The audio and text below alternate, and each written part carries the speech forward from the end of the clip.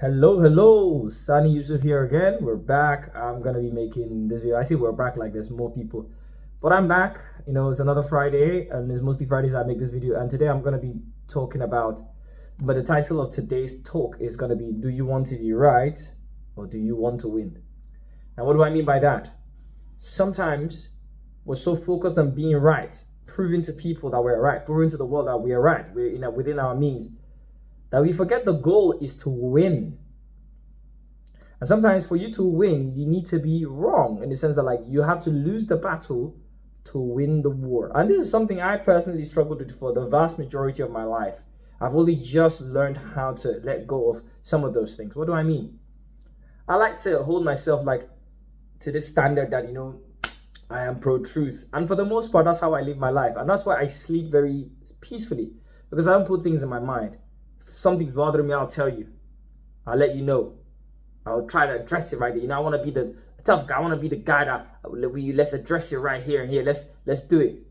But sometimes that's counterproductive for the outcomes that you want in life.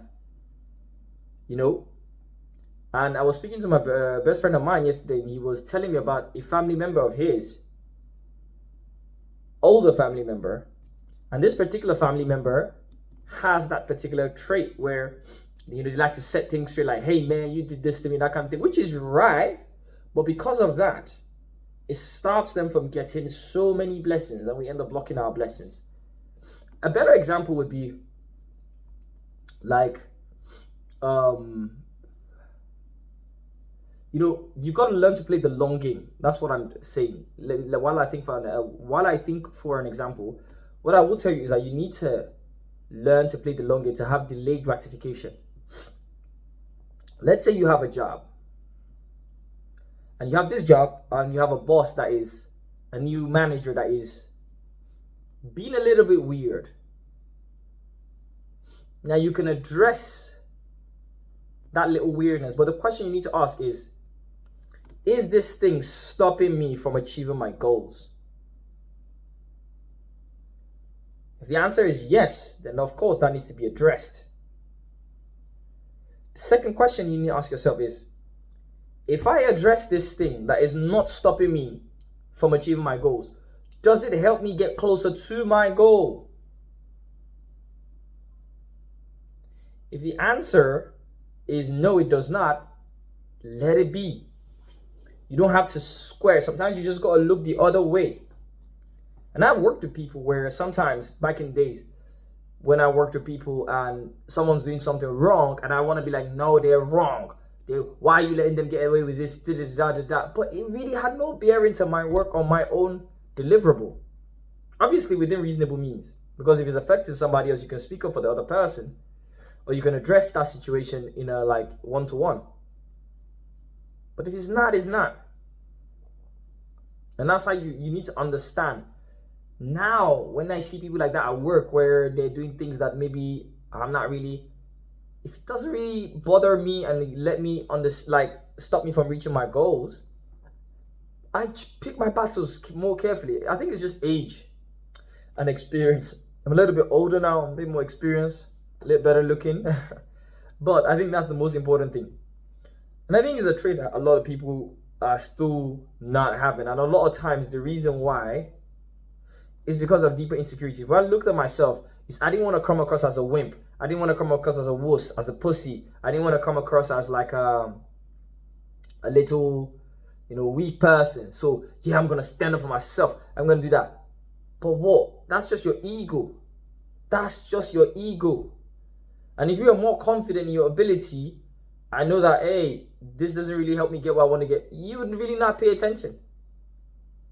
You would not pay attention. So that's what I need, like I have learned the past few years. So you need to ask yourself, do I want to be right, or do I want to win? I like winning. Which means sometimes the eye has to be on the prize. The eyes have to be on the prize. I've had businesses where I would have customers that would call me up and, hey, say some outrageous things. They would just be having a bad day, but I'll get the brunt of that. But you know what I would do? I'm sorry. sorry this happened to you. Let's help you fix it. Let's do it. Why? At the end of the day, I need that customer. I am better off with that customer than without. Now, it's different if the customer is being an absolute trash, which means they're stopping me from doing things I need to do. And you can handle that. But you need to also understand. I think this is what sometimes people call emotional intelligence. I don't really believe in this thing called emotional intelligence. I just think I don't like to believe in subjective things that when you ask 5 different people what something means, they give 5 different definitions. I don't really like that. But I think you just have to understand, again, does this, comes down to that question, does this hinder me from achieving my goals? The answer is yes, address it. If the answer is no, don't address it.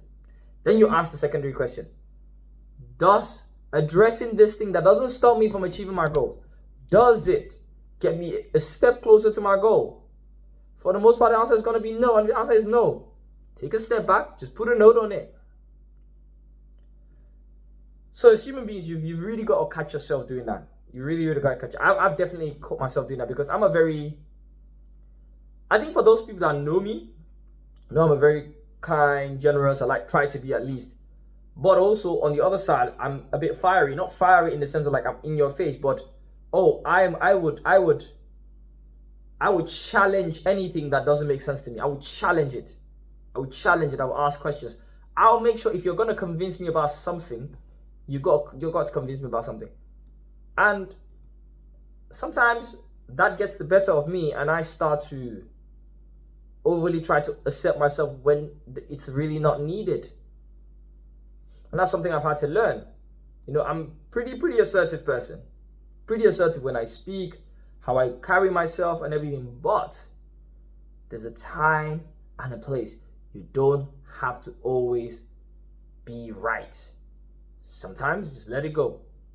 I'm not saying you should accept if somebody's lying and they're trying to convince you something is false, that you should accept that. That's a whole different conversation.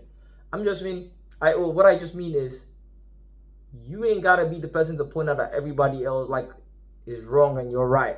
Sometimes if it's really not, you just allow it. So now sometimes people are just talking to me and then maybe they've been a little bit passive aggressive. You know what I just do? I just pretend that didn't happen, because back then I'll be like, hey, you're being passive aggressive now. Now when you leave the whole conversation, we're talking about how this person's tone or everything like that. It just derails everything. When you just learn to be like, okay, I see what's good. I see the game that's being played here. But playing that game doesn't necessarily help. Exactly. Then you flip it on the other person trying to play the game. You flip it on them. And now they're like, whoa. Now I'll give you an example. I was once having a conversation with a group of people. And it was about religion, actually. So I'm Muslim. So this lady goes, why are Muslim women basically aggressive? And she was talking about that she had experiences on a social media platform with 3 Muslim women, and they were like, she didn't say aggressive, like they don't forgive easily, that they had a disagreement, and every time they met again and had conversations, they always brought that out. So I asked a question. I said, this experience is based off of 3 women? She said, yes. I said, do you think it's fair if I use an immutable characteristics or mutable characteristics of you, like your tribe or your race, and I say I had 3 bad experiences, that why are all people of that particular group like that? I don't think it will be fair. The subsample of 3, I told her, there's around over 1 billion, almost 2 billion Muslims in the world. I'm pretty sure there's another nearly billion Muslim women that you can meet that would probably not be cool. Those 3 women probably are trash, and they are trash, but that doesn't really pin. But then there was another person in the conversation. The person I was speaking to was like, okay, I get where you're coming from. Then the other person was just like, I think they were very anti-religion. So they were just, this gaslighting. This is cognitive dissonance. The lady just kept using the word cognitive dissonance, that she had learned that word newly, right? And she was just, so I was just like, look, madam, I'm not going to address you. I don't have to address you. I'm speaking to the other person, respectfully. And she tried to jump in every now and then. Guess what I didn't do? Because she's wrong in the way what she was saying. She was trying to make it seem like I was trying to discount this person's experience, and that she was being wrong. But the old me would try to address her like, hey, who do you think you're talking to, blah, blah, blah. But you know what I didn't do? Does it help further the conversation? What's my goal here? My goal here is I respect this person. I'm trying to get them to see why that rhetoric they have of using a sample size of 3 is dangerous to paint the whole group, right? So I played the logic to them. That was my goal. That's the person I want to have a conversation with. Me addressing this other person that is just heckling doesn't help that, right? Remember what I said? Does it help me achieve my goal? It doesn't. So I didn't address it. And if I addressed it, does it help me get closer to my goal? No. So I didn't address it. And what we had was one person which was becoming much closer, the person I was speaking to, and the heckler was a lady that I never saw again, never spoke to again. And everybody just left there feeling like she was just a heckler, because it was clear at some point she was just trying to get my attention in the conversation, to drag me in, to be like, hey, to get me on that, prove me wrong type of thing. But that wasn't what I was there for. I wasn't trying to convince her religion was good or religion was bad. I was just trying to say, hey, this particular rhetoric is bad. Because if we use it on race or tribe or ethnicity or geographical location or anything, it's not going to be proper, is it? And that's the kind of thing. Now I would do that. Back then, I wouldn't have that. So I'm a bit more calmer now. I'm a bit calmer. A bit calmer. I said I'm a bit more calmer. I don't even think that's true. Good English. I'm a bit more calm. I'm a bit calmer now. It's just because I'm more goal oriented. And anything that would achieve the goals first, then you can come and address it later. And that's kind of what I did in that conversation. I achieved the goals. I know I made some subtle jibes here and there, unintentionally, but indirectly, there's a smart way to do it without making it about ad hominems. So yeah, I think, ask yourself, do I want to win or do I want to be right? And sometimes you want to win. Most times you want to win. It's okay to be wrong temporarily in order to win. All right then. Bye-bye.